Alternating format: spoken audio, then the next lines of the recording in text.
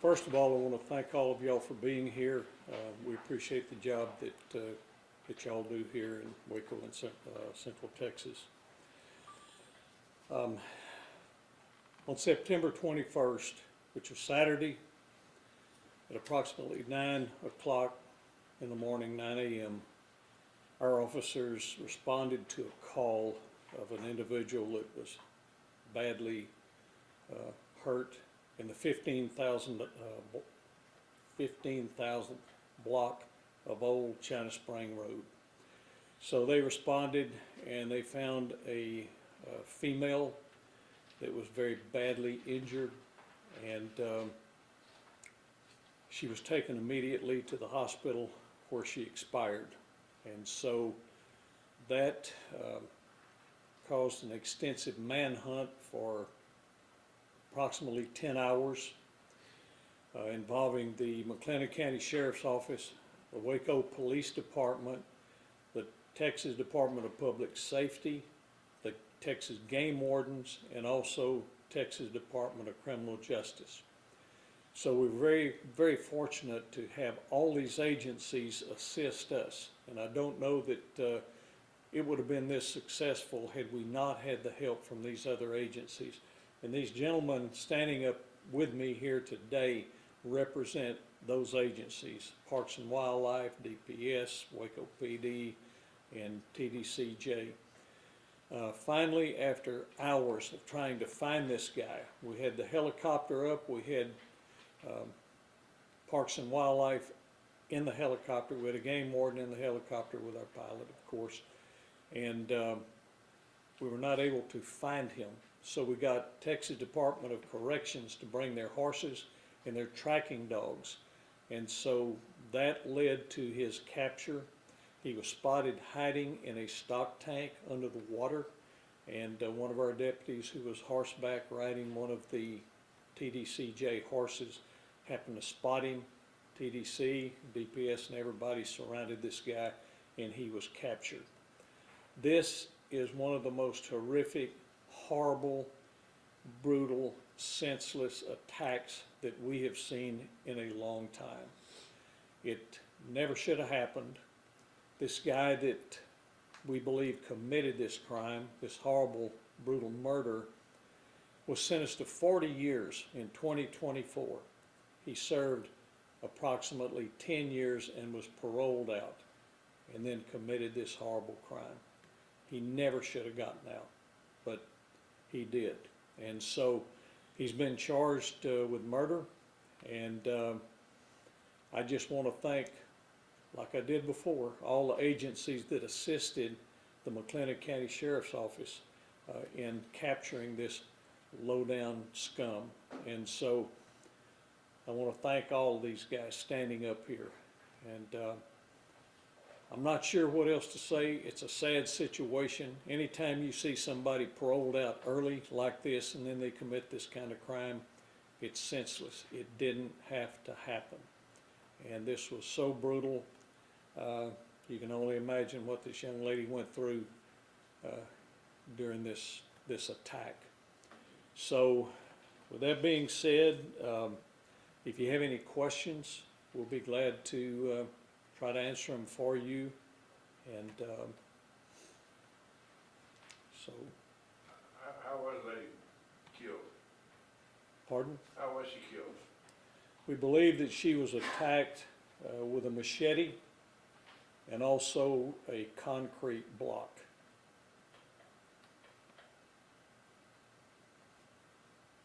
Do we know what the relationship was between the two? Not really. They knew each other, but I don't know what the relationship is. Don't know why she was there? Don't know.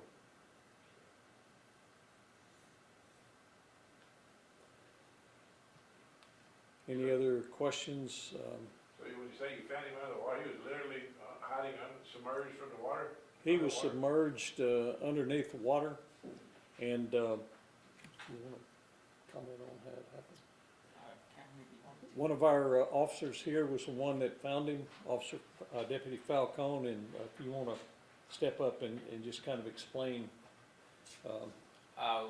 We were horseback riding along the tank when I was able to see from his neck area to the top of his head. He was hiding under a tree limb that was on the water. I was able to see when he shook his head and the water splatter. At that moment, I told him to stay still until we got officers, TDC behind him. He tried to submerge his head back in there, told him to get up. I had him at that moment, we had him at gunpoint until TDC was able to surround him along with some of our SWAT members. Once he was fully standing up, TDC was able to give him commands to approach them, and then at that moment he was apprehended. But how far was that away from the crime scene? It's approximately 100 yards, not very far.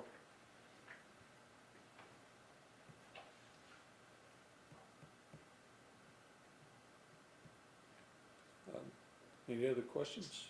Did y'all actually like locate a machete like that probably could have been used, or Yes, we did. Absolutely. is there any indication that there may have been signs of a struggle or self-defense from the victim? I don't know if that's known yet. Yes, there were plenty of those signs.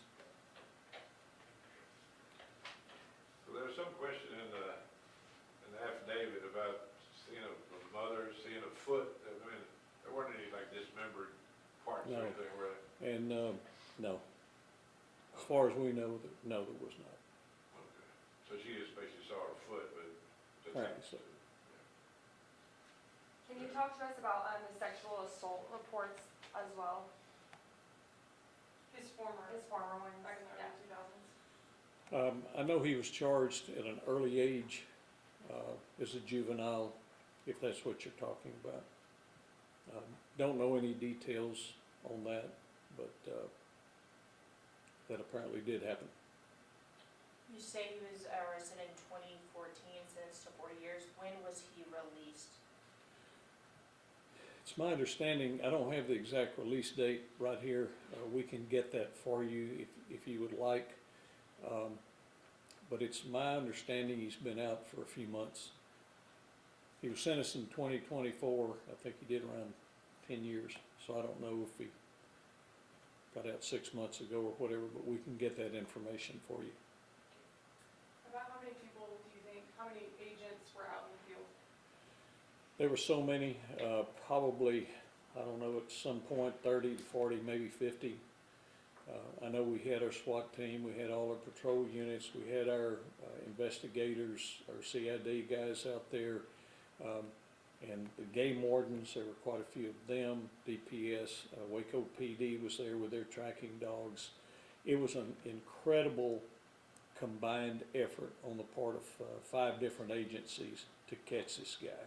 And there was a lot of concern from the citizens after they found out what had happened, or at least there had been a serious offense, and this guy was still running loose. So time was of the essence to catch this guy as fast as we possibly could to keep somebody else from getting injured or killed.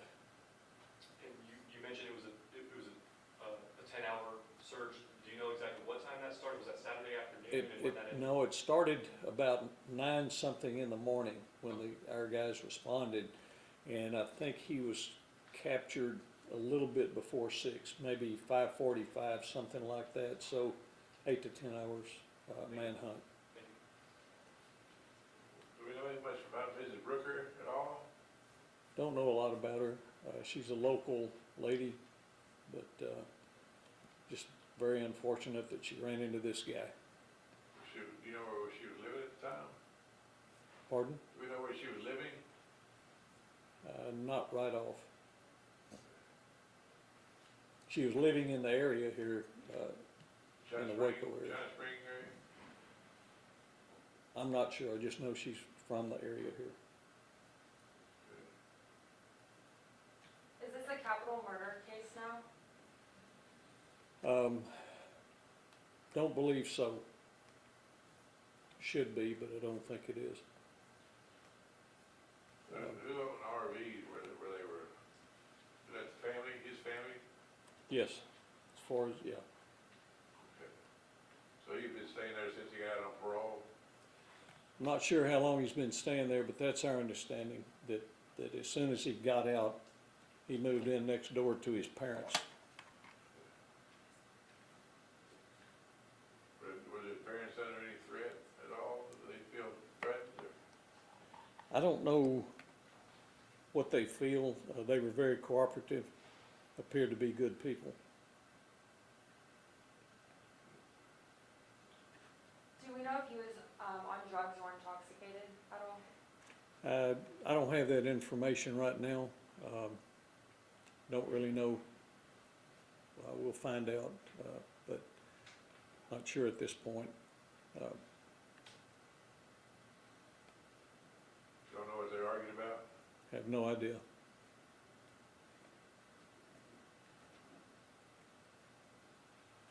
Did she have any kids? Pardon me? Did the victim have any children? It's my understanding, yes, she does. Yes. And has the identity of the victim been released yet, or not yet? I don't know if next of kin's been notified, or? Yes, they have. They're aware of this, and they have been notified. Do you know how many kids she has, or their ages? Do you know if they're young? Pardon me? Her kids, do you know how old they are, how many she has? Not really. Okay. We know of one in particular, but don't know any details about the kids. Thank you. Y'all are asking some good questions. Thanks. Yes, ma'am. Do you know how long it was you guys were searching for the suspect before you decided to call out outside agencies?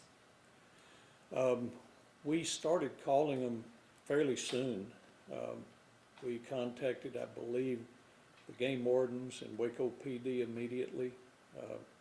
Anytime we have a situation like this, we try to get as much help as we possibly can from other agencies or anybody that we feel like could help speed things up. And so Central Texas has an unbelievable liaison or cooperation between agencies. So when one agency needs something, a lot of times we don't even have to call, and another agency shows up, the game wardens, Waco PD or DPS or whatever.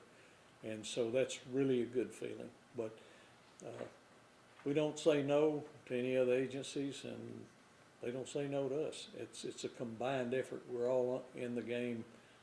It's not a game, of course, but we're all in for the same reason, and that is to create as much public safety for our citizens as we can. And so it's a heck of a combined effort here, and that's why I have these gentlemen standing up here with me. I'm very proud of them, and without all of their help, this couldn't have been done.